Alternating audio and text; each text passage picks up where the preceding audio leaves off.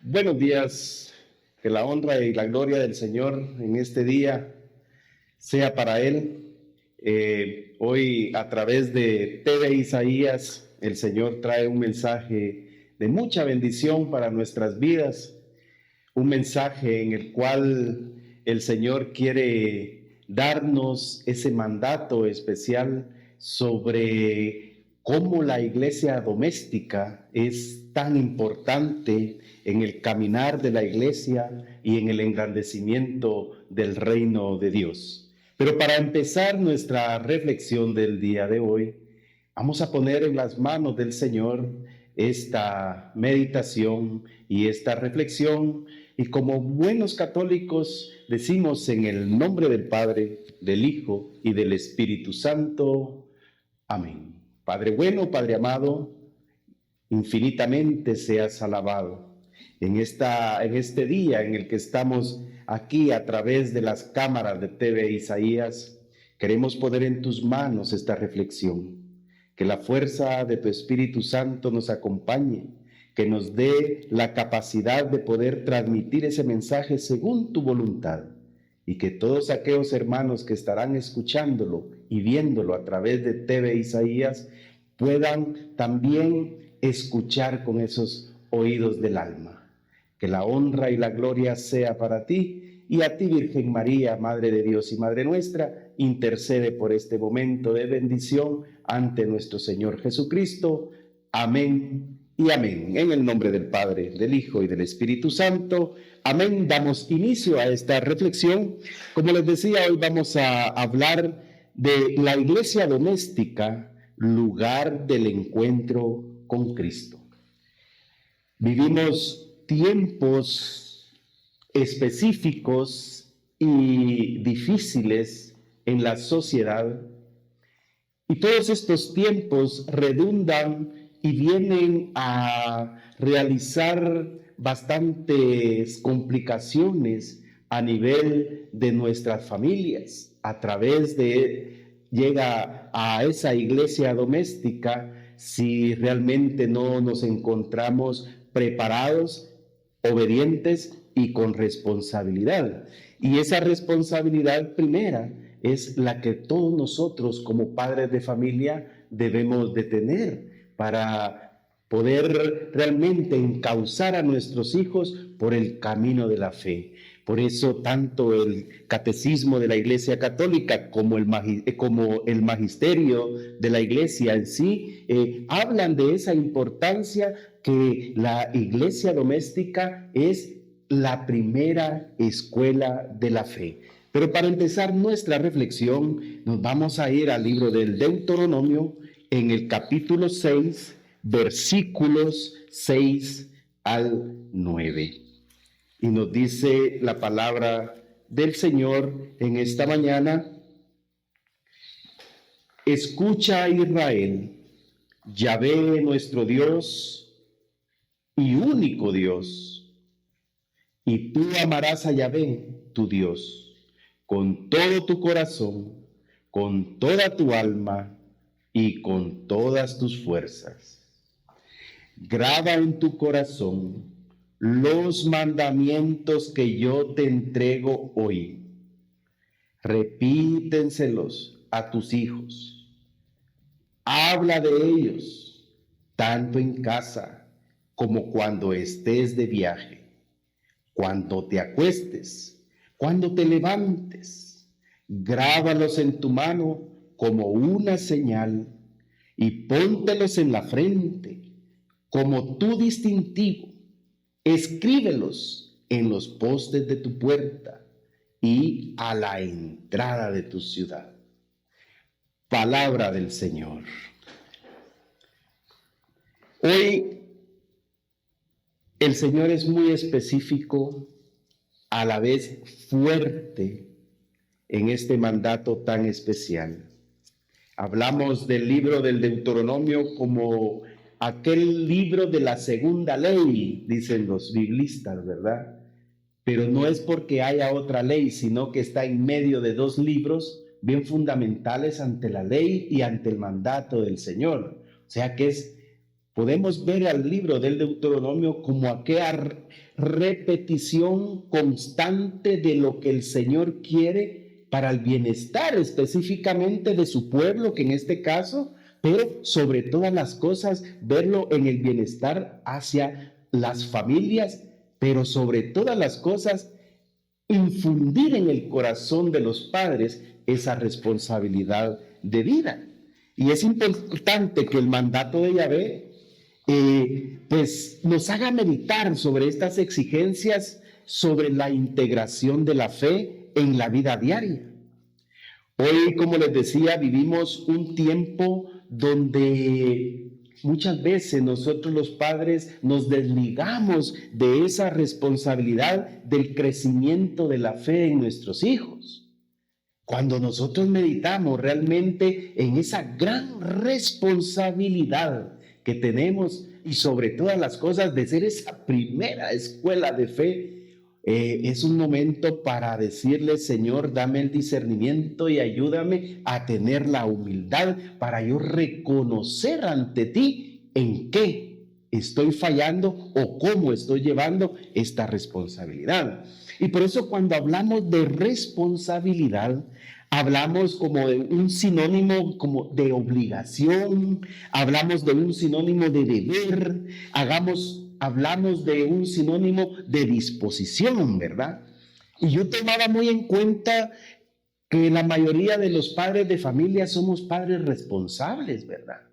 Y esos padres responsables lo miramos en la manutención de nuestros hijos, que también es un deber de la ley de Dios para con ellos, de parte de nosotros los padres, ¿verdad? Pero ese tema en específico es puntual, porque sí somos responsables en llevar el sustento, en pagar el colegio, en darles su vestido, en tener a nuestros hijos en las mejores condiciones materiales, en las mejores condiciones familiares. Pero muchas veces se nos olvida una de las responsabilidades más profundas y grandes en nuestra vida, y sobre todo hacia nuestros hijos, como es la educación de la fe. Yo quisiera que en este momento todos los hermanos, padres de familia que nos están viendo a través de TV Isaías, reflexionemos un momento, tanto el padre como la madre. ¿Cómo está mi responsabilidad en la educación de la fe de nuestros hijos? Es un momento para desnudar nuestro corazón, es un momento para desnudar nuestra mente y hacernos reflexionar verdaderamente cómo llevo ese aspecto de la vida. Y fíjense que hay algo bien interesante. Uno dirá: sí, pero es que la fe, bueno, hay que tratar de leer un poquito con ellos, de medio orar con ellos. Y no le damos la importancia porque tenemos el desconocimiento total. Hoy vamos a tratar la manera de poder ir reflexionando en este tema en base a lo que la iglesia como madre y maestra nos enseña, a través de su palabra, a través del magisterio y a través de la revelación, a través, de la tradición de la iglesia. Y hoy, miren lo que nos dice el catecismo en el numeral 1556, por qué los padres debemos de ser muy responsables sobre la educación y ser esos primeros anunciadores de la fe de nuestros hijos. Y dice: en nuestros días, dice el numeral 1556, en un mundo frecuentemente extraño, incluso hostil a la fe, las familias creyentes tienen una importancia primordial en cuanto faros de la fe viva e irradiadora. Por eso, el Concilio Vaticano II llama a la familia eclesia doméstica. En el seno de la familia, los padres deben ser los primeros anunciadores de la fe de sus hijos. Esta también es palabra de Dios revelada a nuestros pastores. Y yo me ponía a pensar, ¿verdad? Porque me contaba una señora: fíjese, hermano, que tengo un hijo que en su juventud era demasiado rebelde, pero sin embargo me colmaba la paciencia. Pero a través de las enseñanzas de la iglesia, yo fui profundizando en tratar de comprenderlo, tratar de encauzarlo por el buen camino humanamente. Y daba medios resultados, dice, que el cambio de su hijo.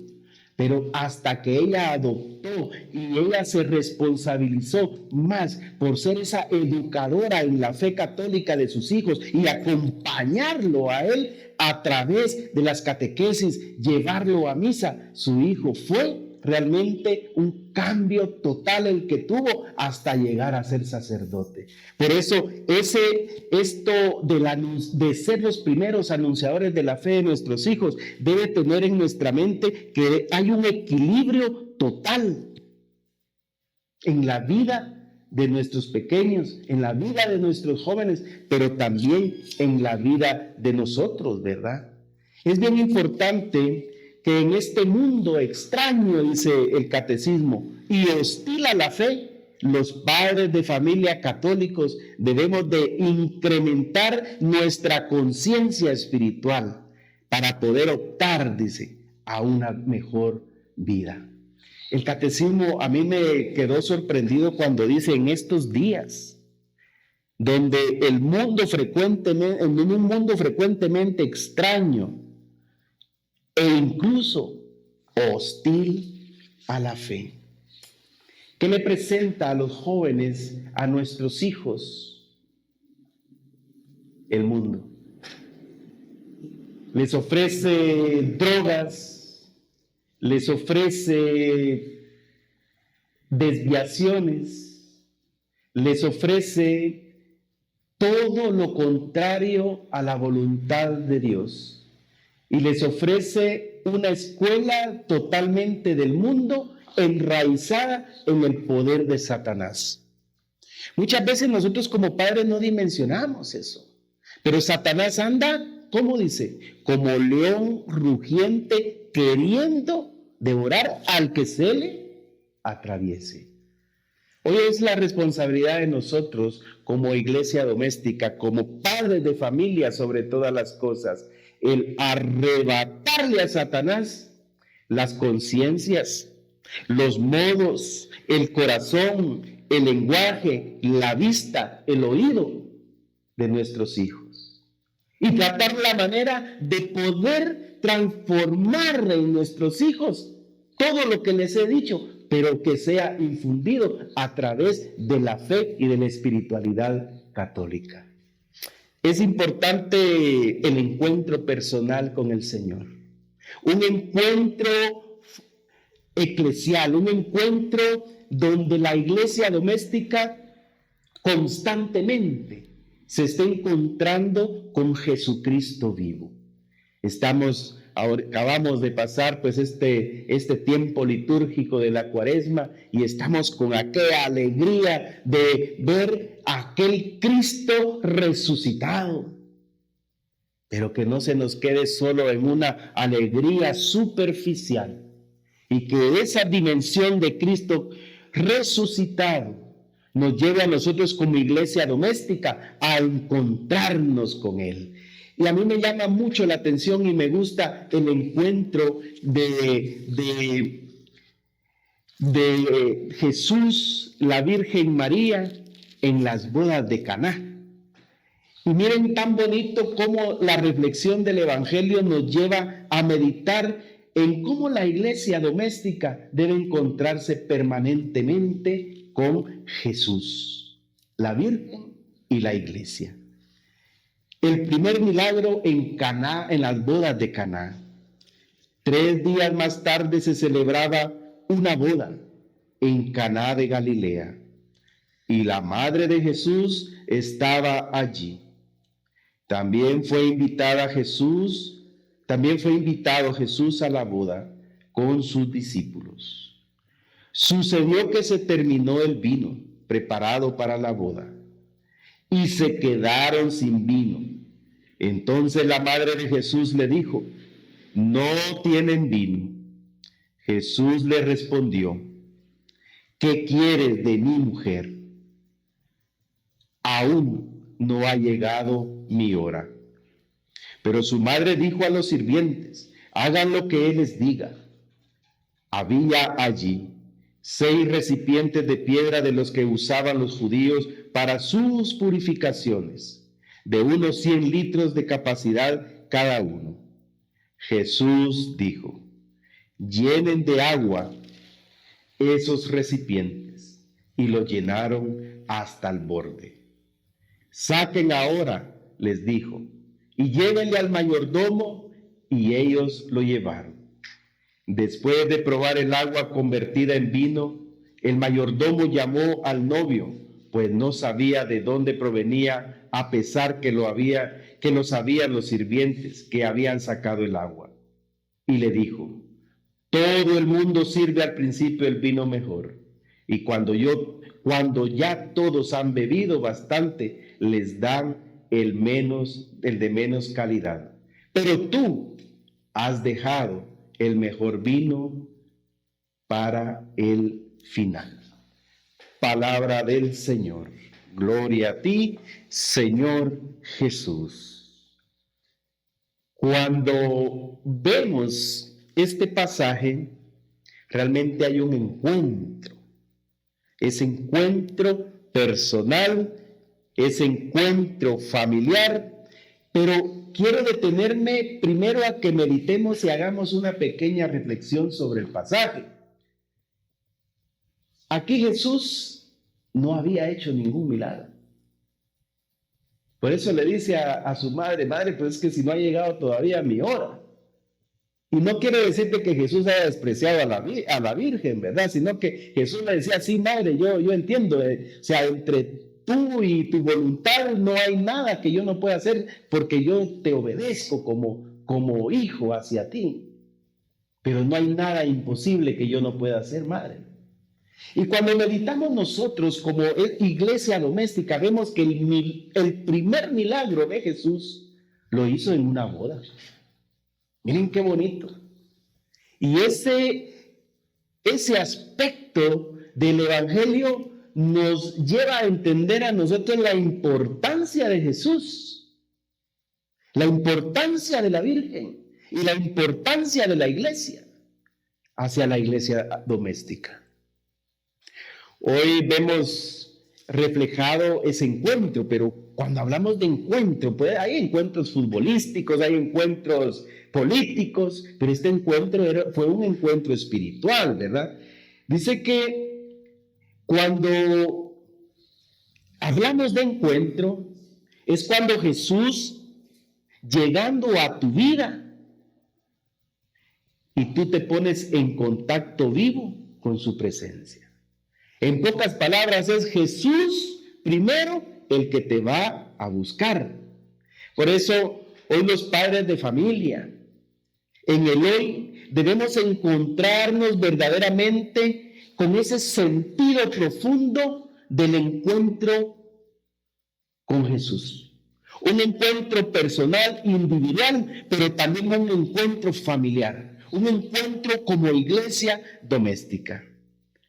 Pero cuando hablamos de encuentro con Jesús, hoy la iglesia nos enmarca en que los padres de familia y las familias debemos de borrar de nuestra mente que el encuentro es una idea nomás, una idea superficial. Sí, vamos a ver un encuentro, rezamos, no. Es que el encuentro debe de tener el sentido de transformación en nuestra vida, pero por la gracia de Dios. Ahí es donde nosotros como familia debemos de meditar.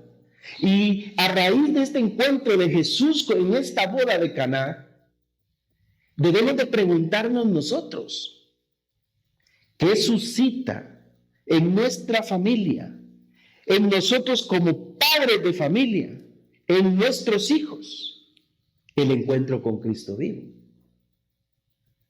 ¿Qué nos deja? ¿Qué nos hace vivir? ¿Qué nos hace tener como expectativa? Pero sobre todas las cosas, como transformación de nuestra vida. Y yo puse 3 aspectos importantes de lo que suscita el encuentro personal para las familias de hoy, a través y a pesar de que es un tiempo extraño y un tiempo donde la fe ya no es bien recibida. Y debería despertar en las familias de hoy como ese núcleo de la sociedad, le decían a uno antes en la escuela, ¿verdad? Y el primer aspecto es, nos hace aceptar la realidad en que vivimos. ¿Qué fue lo primero que la Virgen María le dijo a Jesús? Hijo, se acabó el vino. Los metió en una realidad. ¿Cuál es tu realidad como padre de familia? ¿Qué es lo que no te deja ser esa primera escuela de la fe y llevar a tus hijos por el camino de la fe? Suscita también la fe en Dios y en la iglesia. Me gusta esto porque dice que la Virgen María fue invitada, también fue invitado Jesús, pero también los discípulos, ¿verdad? Y cuando entramos en esa sintonía, encontramos que la Virgen María, Jesús y toda la iglesia. Por eso el encuentro con Jesús, el encuentro vivo con Jesús, nos hace a nosotros entrar en aquella sintonía, en el crecimiento de la fe, en Dios, pero también en las enseñanzas de la iglesia. Y ya para ir terminando, quiero quedarme con lo que dice San Juan Pablo II. Los encuentros con Cristo tienen un poder transformador hasta producir en nosotros una criatura nueva. ¿Y qué significa eso? Una criatura verdaderamente espiritual.